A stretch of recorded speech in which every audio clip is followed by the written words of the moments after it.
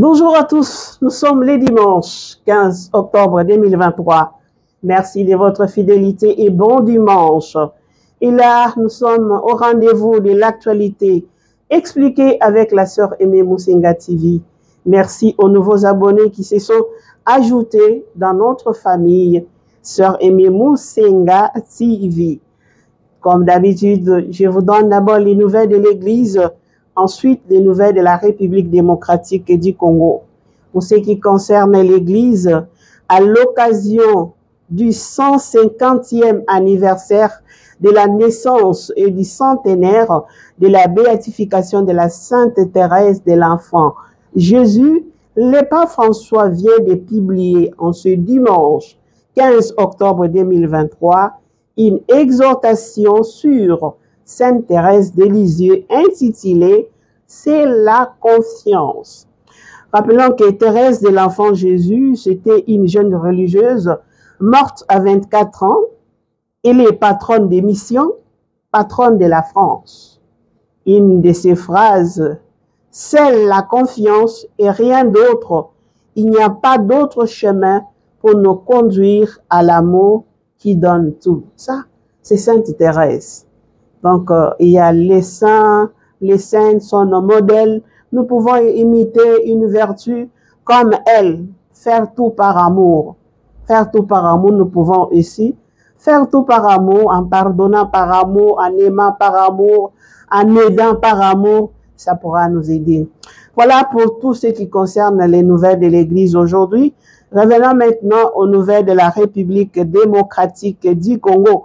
Alors, je vous ai dit hier, le jeudi, que le président de la République avait un peu allégé l'état de siège au Nord Kivu et à Ituri.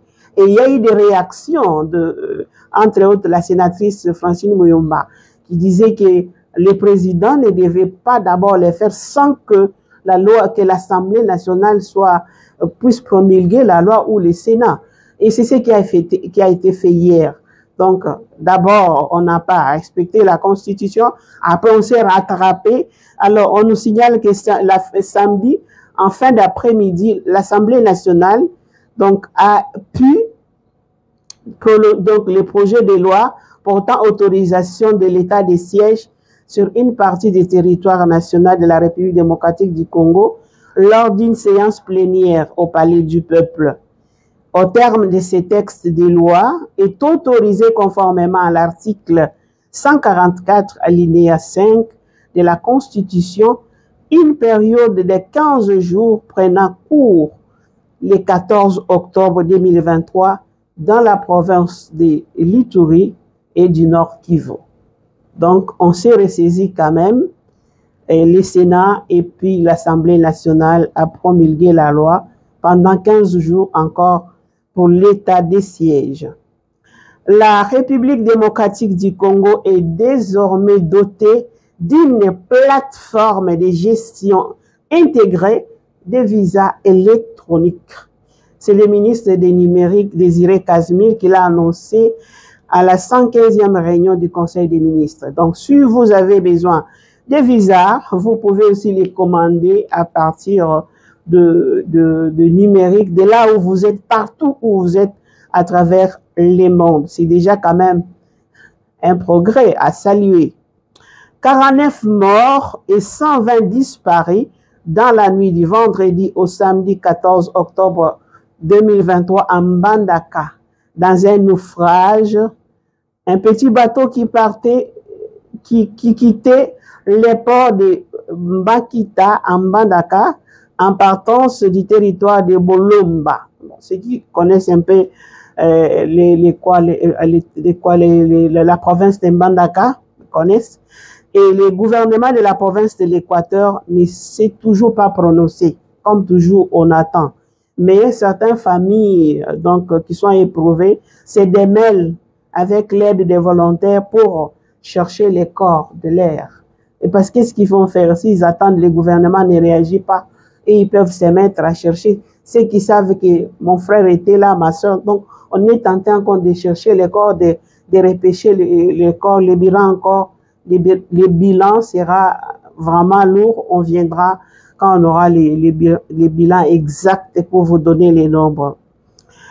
Hier, je vous ai parlé aussi que l'ONU a sanctionné, a suspendu les casques bleus à l'est du pays qui ont abusé, donc qui ont été accusés d'abus sexuels sur nos sœurs là à l'est de la République démocratique du Congo.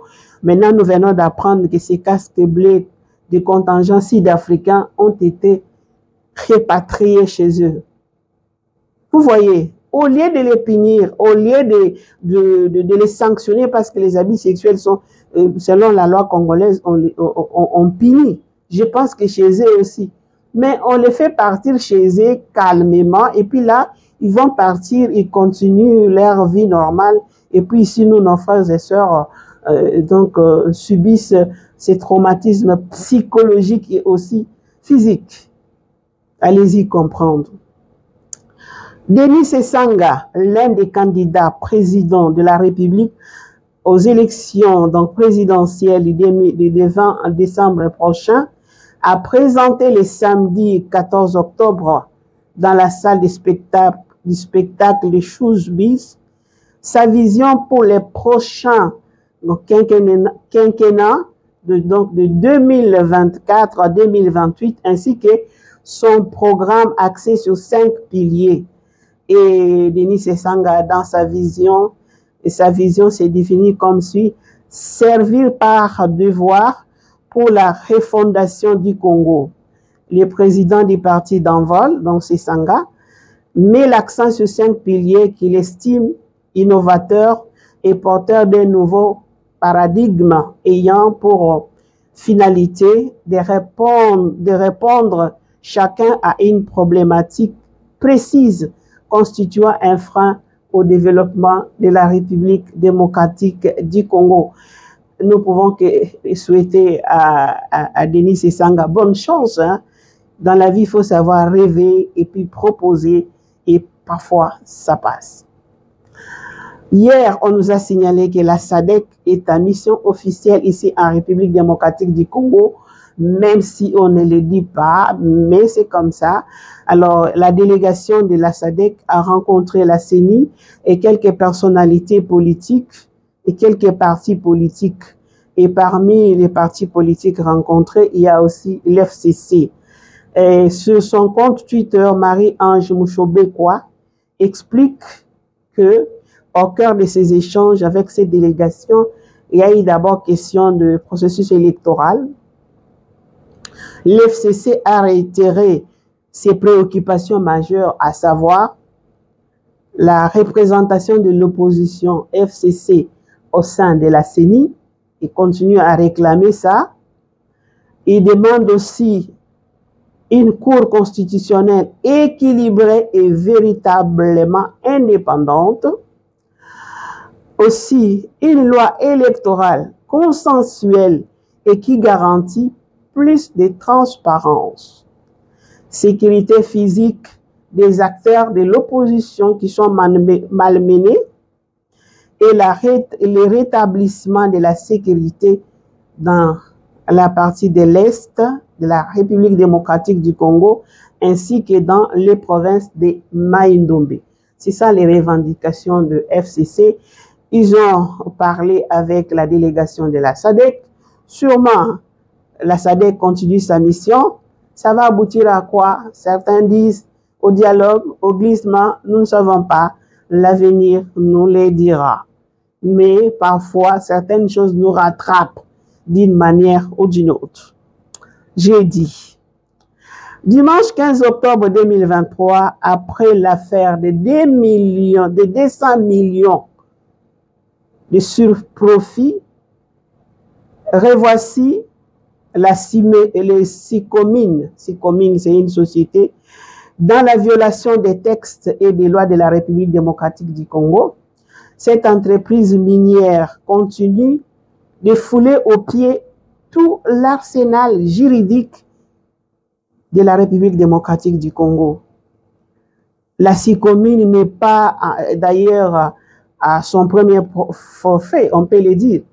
Il y a eu même au début de cette année un bras de fer entre elle et les gouvernements congolais au sujet de la fameuse somme de 200 millions de dollars. Et aujourd'hui, ils continuent. Est-ce qu'il y a des mains là derrière? Il y a les gens qui les soutiennent. Comment une entreprise peut s'entêter de cette manière qui ne respecte pas les lois du pays? Ou bien il y a les gens qui les couvrent, parce que souvent, il y a toujours quelqu'un qui est là derrière à qui on donne les pots de vin, on donne, et puis les gens s'entêtent parce que c'est pas normal qu'on peut arriver à vivre ce genre de choses. Bon, nous regardons, comme on dit toujours, après la vérité arrive au grand jour, même si ça vient doucement, la vérité finira par apparaître. L'affaire Bokangalonzo, Augustin Matata Pogno, on dit qu'il est en exil, et de là, il sollicite 2 mois de repos pour des raisons sanitaires. Parce qu'il devrait normalement comparaître devant, devait se présenter à la Cour constitutionnelle, c'est mardi 16 octobre 2023. Maintenant qu'il est de l'autre côté, est-ce qu'il a fui la justice? Est-ce qu'il est réellement malade? Attendons voir la suite, parce qu'il finira par venir, puisqu'il est aussi candidat président. Si sa candidature est retenue, il doit venir faire la campagne. Donc, il finira par s'y présenter. Le samedi 14 octobre 2023, au cours de l'Assemblée générale extraordinaire tenue, l'évêque général Dodo Kamba a été démis de ses fonctions de président et représentant légal de l'église des réveils au Congo. Donc, les principales plateformes réunissant les églises évangéliques. La décision de déchoir Dodo Kamba a été prise par les membres fondateurs et personnalités du mouvement charismatique des réveils qui constitue la majorité et membres effectifs de la plateforme. Vous vous rappelez que ces fameux Dodo Kamba, quand ils étaient à la SENCO pour désigner le président de la CENI, tout ce qu'il a raconté, tout ce qu'il a fait, chaque fois quand l'Église parlait, il parlait aussi de l'autre côté. Où sommes-nous aujourd'hui? Donc, lui-même n'était pas, il était corrompu. Vous voyez, on ne blague pas avec l'Église catholique. L'Église catholique, quand elle dit les choses, il sait de quoi il parle. Et petit à petit, on finira par donner raison à l'Église. Parce que tel que nous sommes en train de nous embourber avec ces élections ici, à un moment donné, on va s'ébiter à un mur. Oh, nous allons nous arrêter. Nous espérons que les élections seront réellement organisées.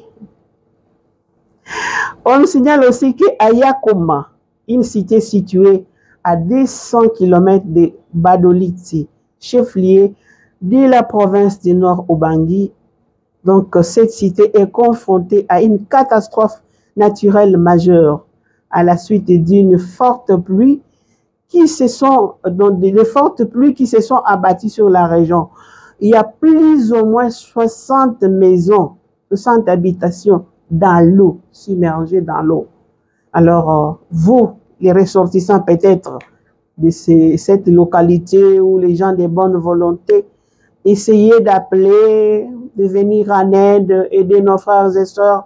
Imaginez-vous 60 maisons dans l'eau, même si les gouvernements provinciaux peuvent faire quelque chose ou les gouvernements nationaux peuvent faire quelque chose, mais nous pouvons aussi, dans la mesure du possible, venir en aide.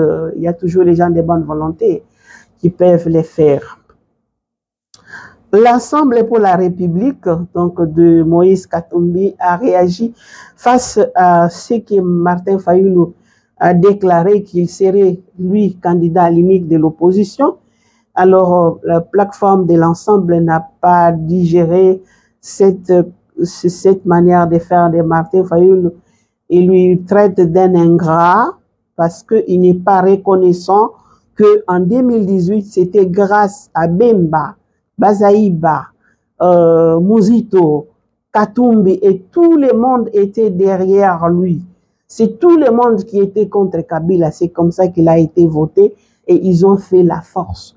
Maintenant, aujourd'hui, il vient avec ces genres de discours qui divisent l'opposition au lieu de les unir. Bon, nous n'entrons pas dans la politique. La politique, on se donne aussi des coups, hein. mais nous espérons qu'ils sont des frères, ils pourront se retrouver autour de la table, parler, dialoguer et regarder dans la même direction. Voilà pour aujourd'hui, c'est ça les nouvelles que j'avais à vous donner, les nouvelles de la République démocratique du Congo et aussi les nouvelles de l'Église. Nous sommes les dimanches, donc bon dimanche à tout le monde. On se retrouve demain, c'est lundi, les 16, lundi? Oui, lundi les 16 octobre 2023 pour d'autres informations. Merci et au revoir.